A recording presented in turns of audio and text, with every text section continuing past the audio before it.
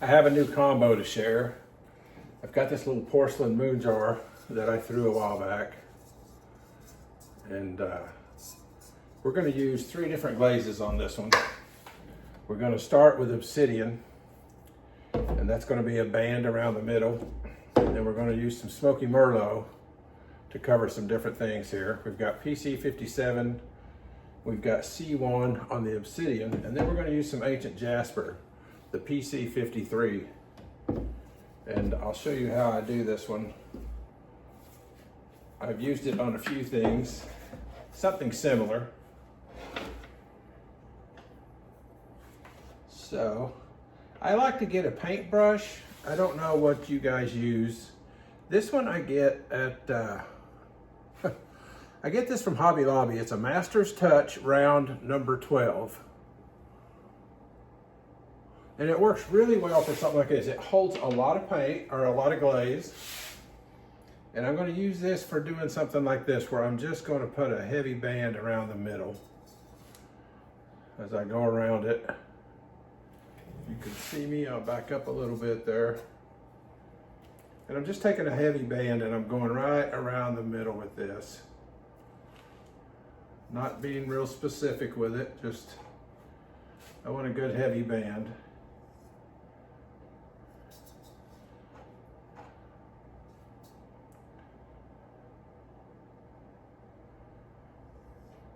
Today, I guess, is one of the last really warm days we're going to have, at least for a couple of days, our cooler front coming in.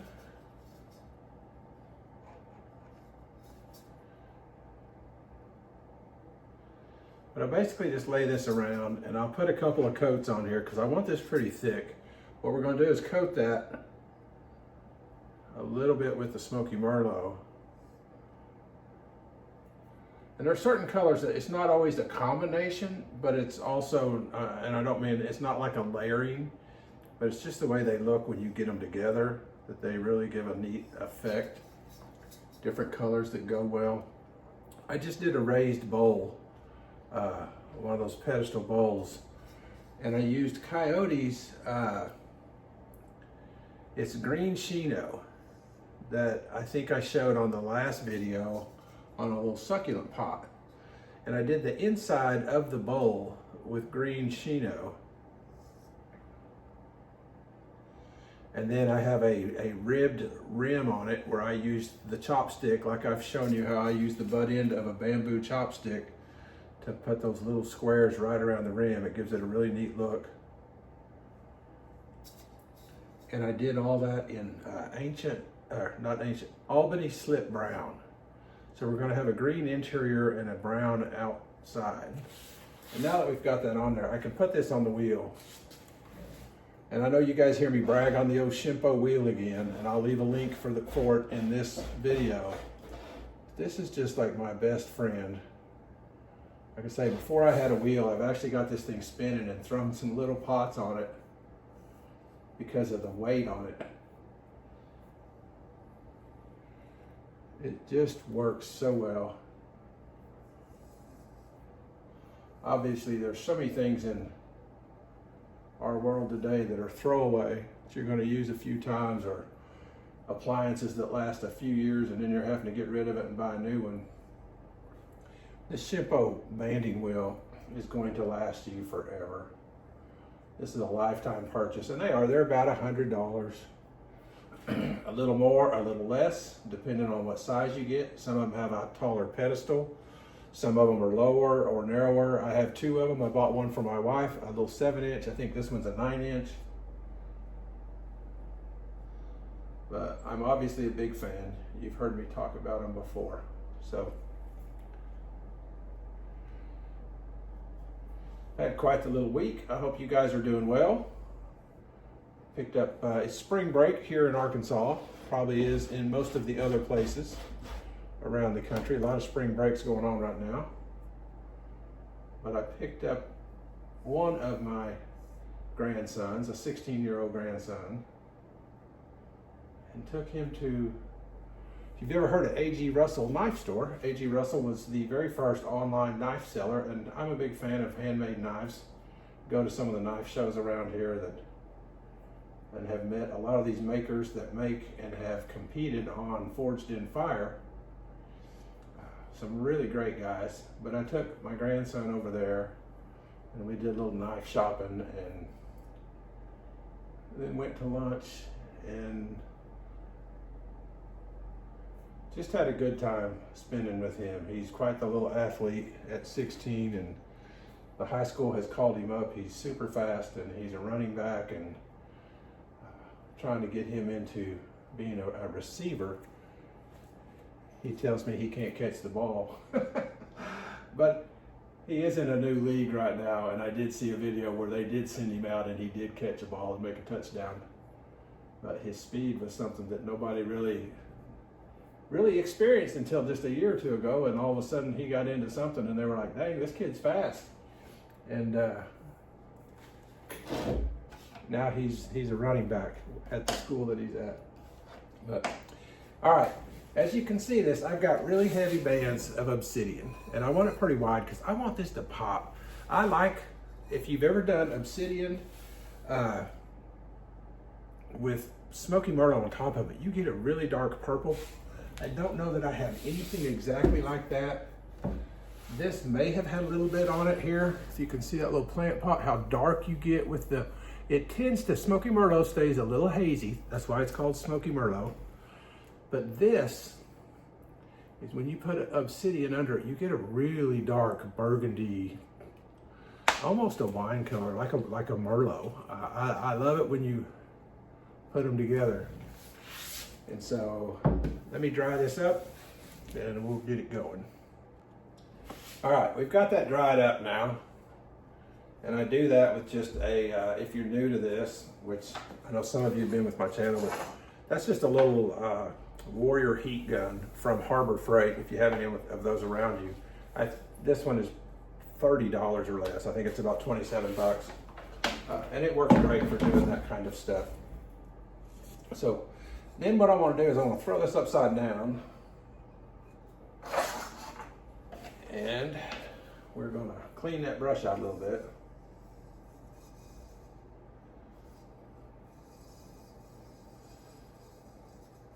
I know some of you have heard me talk, but my neighborhood is starting to grow. When I moved out here 3 years ago, I was the only one down here.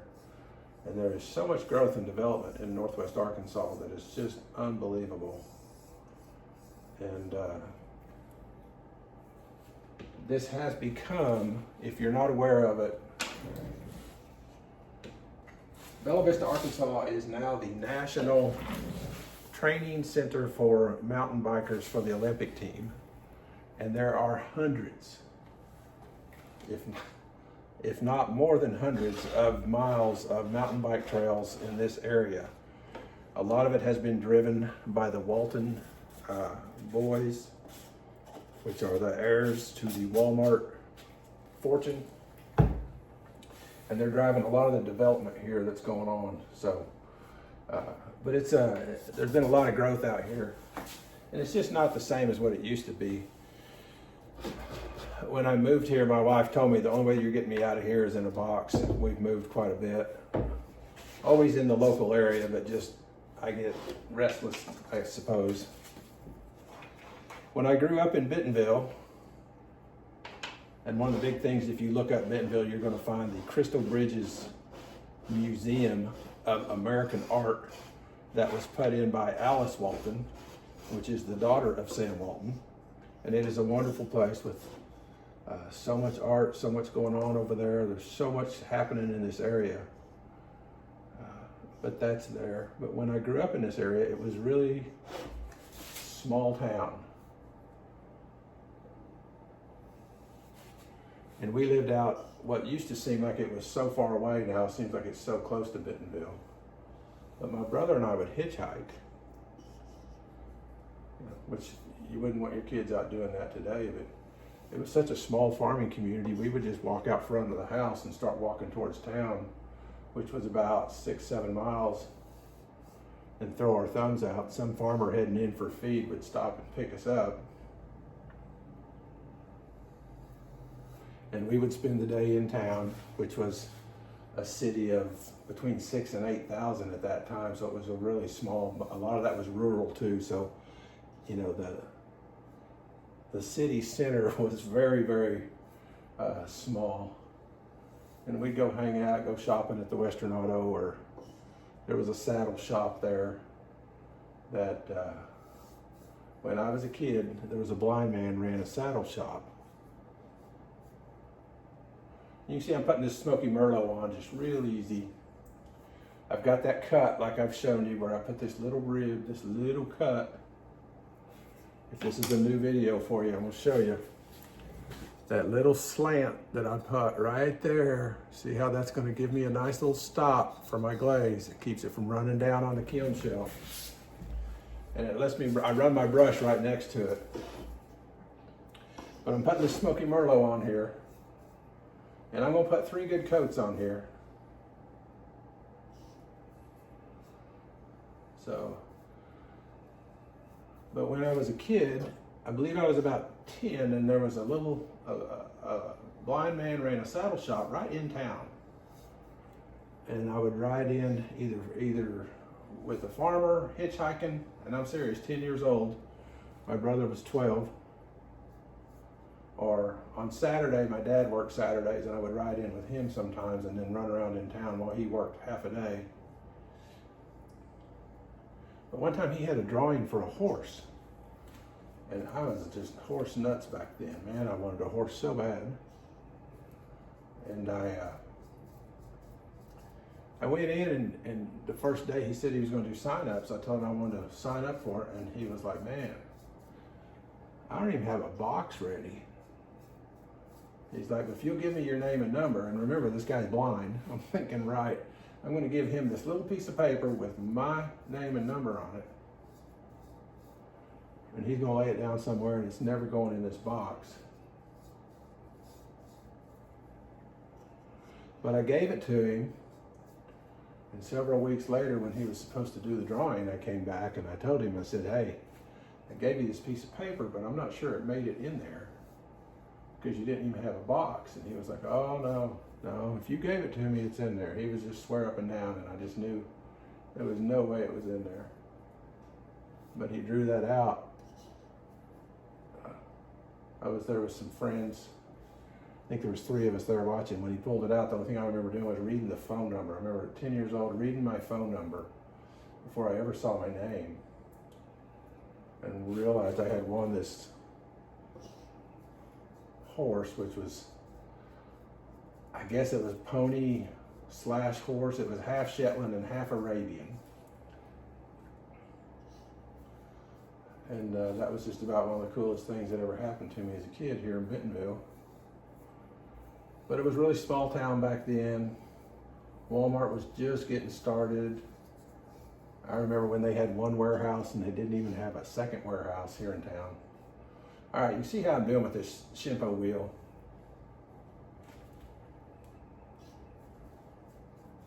I'm covering that black. You can see that obsidian's just getting, we're going right over the top of that.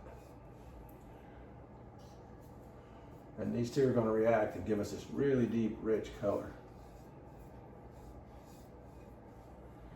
Of course, back then, as kids could do things that, you know, these days you would never think of doing.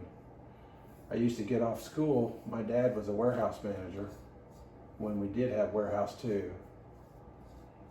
And I could go over there after school when I was in junior high, ride my bike over there, and they'd let us work in the warehouse doing little odd jobs sometimes. And I remember one time we had windshield washer fluid. They had pallets and pallets of windshield washer fluid that had labels on it that said new and improved bug cutting formula. And the label would slide off the top, and we had rolls of these plastic labels to put on them. And so we would tear them off. We'd put new labels on them that said new and improved ice cutting formula. And it was the same bottle with the same stuff, but the season was changing, so we had to change that. And that was the time, and I remember meeting Sam Walton at that time, that he came around and talked to us kids. We were there working, and You know, back then it was okay. We got paid a little bit of money. There wasn't all these restrictions. You know, back when you rode in the back of a truck with your grandpa and sat on the edge when you went to the river and went swimming or something. Not like today. Everything's a little too controlled. But there you can see how heavy I'm putting that on. And I've got 3 coats now at the bottom. You've seen that happen. We've got pretty dry there. I didn't completely dry it. But I'm going to turn this over here in a second. I'm going to dry this real quick. And I'm going to turn it over. And I want to get it real heavy again on top of that obsidian. So bear with me one second. Okay, we've got that turned over. This yellow is just from me lining the inside. If you can see that, I put my junk glaze in there like I do. It's just out of my wash bins. And then because this porcelain is thin, I've had it sitting out in the sun after I dried it, but it still soaks through enough that it gives me this yellow tint to it. But I'm gonna go to the top a little bit more with that Smoky Merlot, and I'm gonna take the Ancient Jasper back over the top a little bit.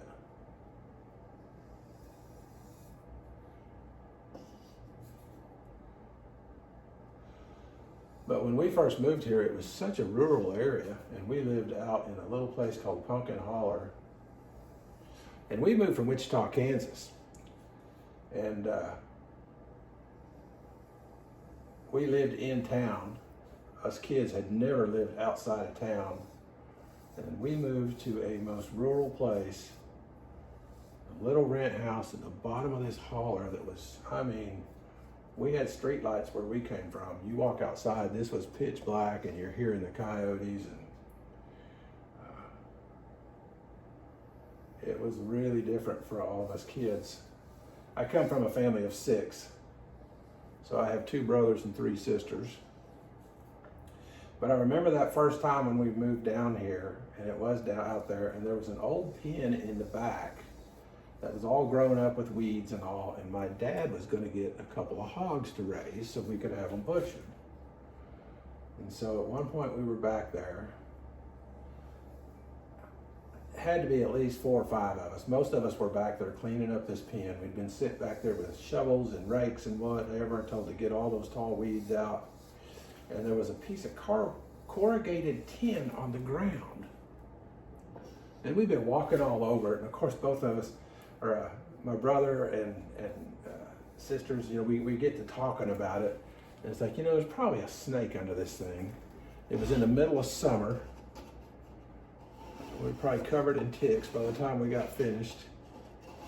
But we decided that somebody's going to raise up that piece of tin, and we're all going to get our shovels and rakes ready. And, you know, when we raise it, and if there's a snake there, then we're all going to just clobber this thing and kill it. So we're all ready. We've got everything ready. We get all of our tools up high in the air. We're ready to hack at it. I moved here when I was 7, so I was a little kid when this happens. But when that thing came up and there was a big old black snake coiled up under there, what do you think we did? Tools went flying, we went running. 50 years later, that's probably still the healthiest black snake in the state of Arkansas. After the way we left it, because nobody even took a swing at this snake. It was like, yeah, that was a great plan that never got executed. We were out of there. All right, there we are. So we've got that right there. We put our Smoky Merlot. I wanted to bring it up quite a bit because I want to bring this Ancient Jasper. I want to bring it down. And we've got a little bit of a split rim, if you can see on this top. I like to take some of this stuff sometimes when it's on the wheel, and I'll use a needle tool when it's spinning and put a split rim in it. And I'll leave it that way sometimes with just a split. Sometimes you can go around and pinch it and do different things and get a different design. You've seen some of my work that's done that way. Sometimes when you just put a couple of twists in it with that, it gives you a very different look. So there's just so many different things you can do with clay. And I'm a big fan of porcelain. I love this stuff. Amaco glazes, and probably any glaze, will just pop so much because the porcelain is so white and it's so nice. So, all right, we're about ready to wrap this up, and then you're going to see it come out of the kiln. This is a, I'm trying to remember what this is. This is a Mayco soft, I can't quite read it, it's old. It's a number 8 fan brush, but these are great for holding glaze. These actually pick up a lot of glaze. I mostly use those little wooden, you know, stuff like this that you get cheap at the shop, down at the pottery shop. But once in a while I buy one of these. And here we go. We're gonna just lay this thing on. And this is ancient Jasper that I'm putting at the top.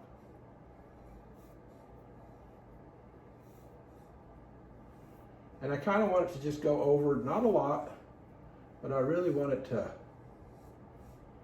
cover some of this stuff. I want it going over the Smoky Merlot just a little bit. And we've got 3 glazes that are going to be on here, obviously. But they cover each other in different ways. And so many of these glazes, like I say, you can do this. It's where they meet up that just makes it look so neat.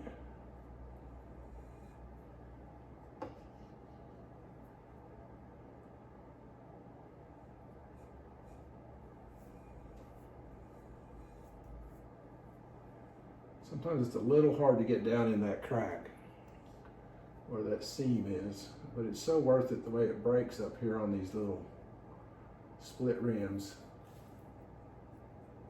I love doing pieces like this and making a lid for it.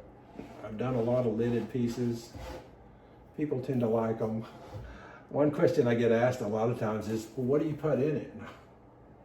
I don't know why people ask me that. It's like, what do you want to put in it? Depends on what it is. My wife has one in the house. She puts cotton balls in, you know, in the bathroom, and some of them I tell people, well, that one's pretty, you know, I'd put it in the living room, fill it full of Hershey's Kisses or something. And they're like, oh, that would be a really cool little candy jar.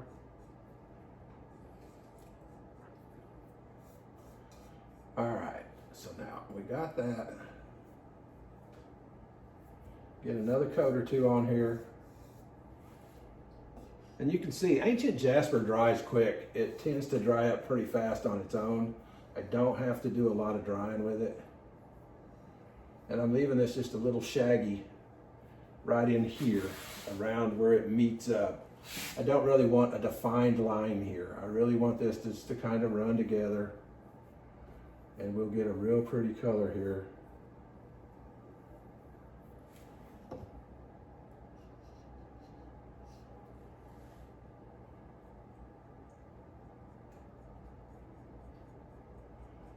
I'll try to show you this raised bowl before we put it in the kiln in this video real quick when I wrap up here, so you kind of have an idea of what it looks like before it goes in and what it's going to look like when it comes out. All right, I'm going to hang on there just a second. I'm going to dry that and put one more coat on it.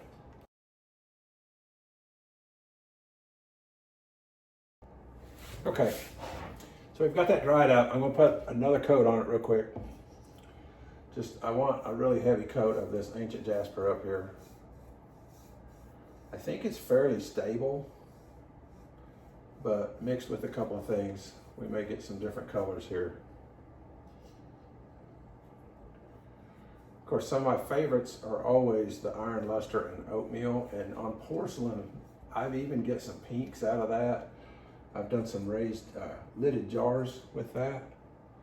And you get some really neat on the flat surface where it's, you know, you put a little swirl in it, you put 2 to 3 coats of iron luster, and then you put 2 coats of oatmeal on it. And sometimes you get these blues and pinks and purples that are just unbelievable. I believe I have a video, if you'll go flip through my videos, that has one of those in it. And it's just really a nice glaze combination. It's always a nice surprise, always gives you something to smile with. So, all right, there it is. Slide this out of the way. And there we go. We've got Obsidian in the middle. We've got Smoky Merlot from the bottom up. And then we have Ancient Jasper that's coming down over the top of that just a little bit. And this is going to come out of the glaze kiln at the end of this video. Check it out. I think you'll love it. Let me grab that bowl. I'll show it to you real quick. I put it on the shelf.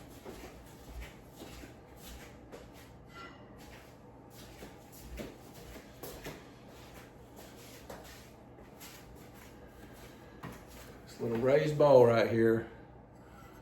And we've got green Shino from Coyote in here. And then starting here, if you can see that little ribbing I put in there, all the way to the outside down is Albany Slit Brown by Amaco. And that should give us a really nice looking raised bowl. So, all right, we'll see you at the end when I open the kiln. Thanks for watching. All right, I have a rarity today, and that's actually, I have two kilns to open. One of them is not full. The other one, I just had some bigger pieces and I just couldn't get everything in there. And so very seldom do I ever run a kiln that's not full, but I just said, you know what, I'm tired of being behind and I wanted to get caught up on everything. So I ran a piece that just had three a little bit larger pieces in it. So we're gonna start with this one. And I know in the very top shelf is the little moon jar that I did in this video. And I showed you how to glaze it. You're gonna see what it came out like. So here we go. Well, why don't we just start with that? There is that. This is on porcelain, like I showed you when I glazed it. We had Obsidian around the middle. We did Smoky Merlot all the way up. And then that very top, we got that Ancient Jasper that just kind of came down on it. And that is a darker glaze. It's a very rich color that came out really smooth. You can see how you get so much variation when those blend together. We get a really nice Ancient Jasper up here where we didn't have anything else. This is the way it breaks, especially on just a little bit of texture by itself. And then it got into that Smoky Merlot, and then it all kind of got into that Obsidian, and we just have a really rich, pretty little color there. I know my light is moving around there, but hopefully you can see that. There we go. Nice. Turned out really nice. I have a couple of my little mixing bowls, and if you go look at my videos, I show you how to make these. These sell really well. People love to use these. We use them in the kitchen all the time. They're great for scrambled eggs, mixing wet ingredients before you pour it into your dry ingredients if you bake a lot. This one is, this was just a speckled clay from Brackers. I can't remember what they call it, but it's the speckled clay from Brackers. And this was just honey flux on it. And I went kind of light on it, but it got a nice seal. You just didn't get a lot of color from it. And then I went around the top there, you can see with textured turquoise, just to give it a little break. And this one was more indigo float. You can tell those colors, indigo floats. Went a little heavier on it. We've got a nice spiral in there. Those are really pretty. And I do get these little egg whiskers off of Amazon that I throw in here. You get like a dozen of them for not a lot of money. And I will put a link to those in the bottom of this video, where if you do make these, throw some whiskers in there. They're pretty cheap. They're easy to pick up on Amazon.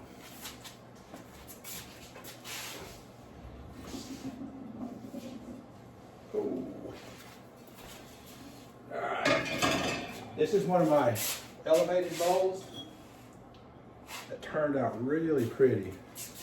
Look at the color on that baby. That is Honeydew, Amaco Honeydew Flux Glaze. And I've told you before in these videos, I love this glaze. To me, it is an old vintage look. That's just beautiful. And on this one, I chattered the bowl. I actually took a piece of banding strap that you see where they strap stuff to pallets, this black metal strap. I cut it, I bent it over, and I used that to chatter on here. And then I used a trim tool. and I did this carving on the base. Isn't that gorgeous? That is one of the favorite ones that I have done so far on these. Really pretty. That honeydew came out just smooth as silk. That's just pretty. Really pretty. All right. And I have one more in here on the bottom shelf. I like to keep these in the middle. Sometimes bowls, if I get them close to the edge, and this has been my experience, if they're off center in the kiln, they get too much heat on one side, they warp. And so when I put these right in the middle and I get that heat all the way around, keeps them from warping, you get a really nice little bowl there. And this one, I don't expect to be as happy with it. But maybe I will be. Oh goodness. That really turned out interesting. It's not bad. Huh. This one, with the ribbing and stuff on it, another little pedestal bowl. What I did on this one, this is Coyote's green Shino in here. This is green Shino, and then at the top, this is Albany slip brown, where I've got that ribbing, and I've shown you how I use that bamboo chopstick and just go around here with that blunt end on it to do that. And then we did the little, I had enough ribbing here. I knew Albany slip brown would give us this nice break. And that's just a pretty little raised bowl. Didn't turn out bad at all. Real happy with that. Smooth. Just the inside of these just came out so nice and smooth. Isn't that pretty? That made me happy. All right. Now we're gonna move to the next kiln. I'll clean this up real quick.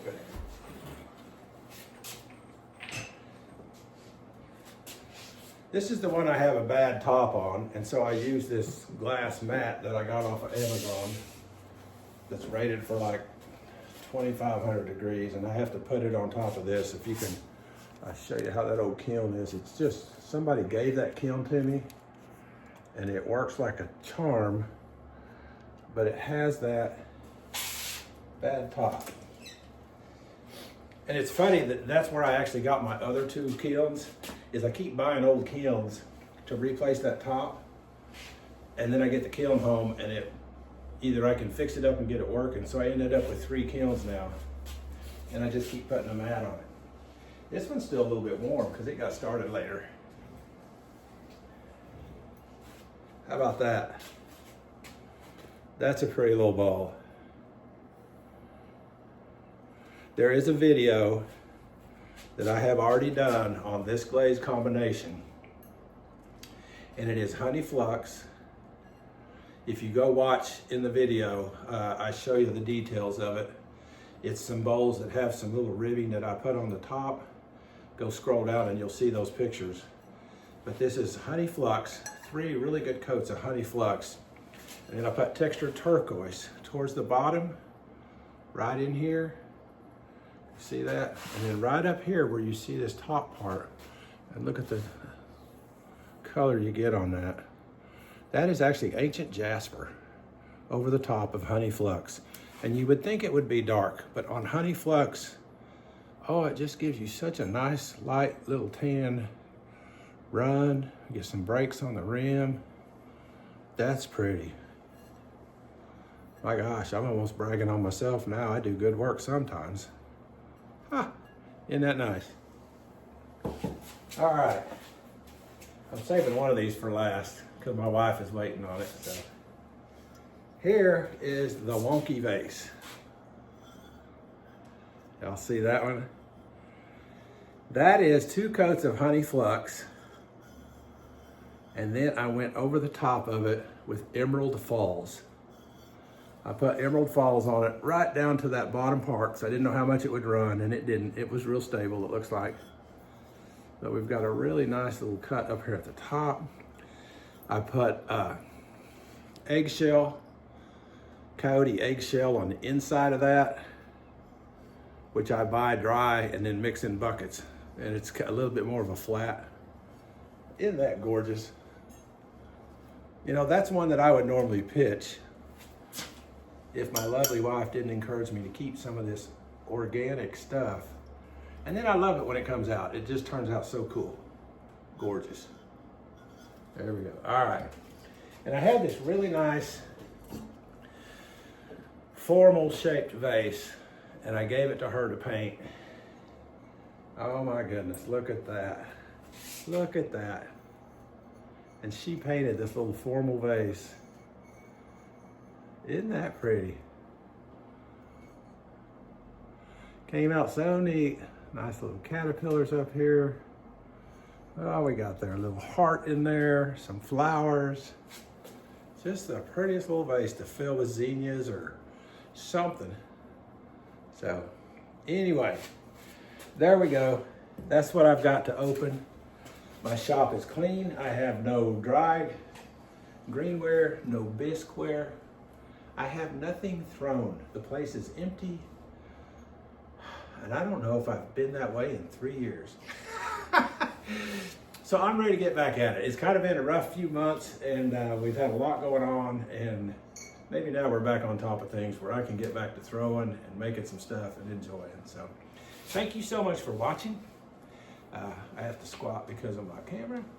But please like, subscribe. I'll put some links in here on this video if you look back at the description on it. And just go check it out. And I've got a lot more videos. I'll link to some of this stuff. And y'all have a great day. Enjoy your pottery.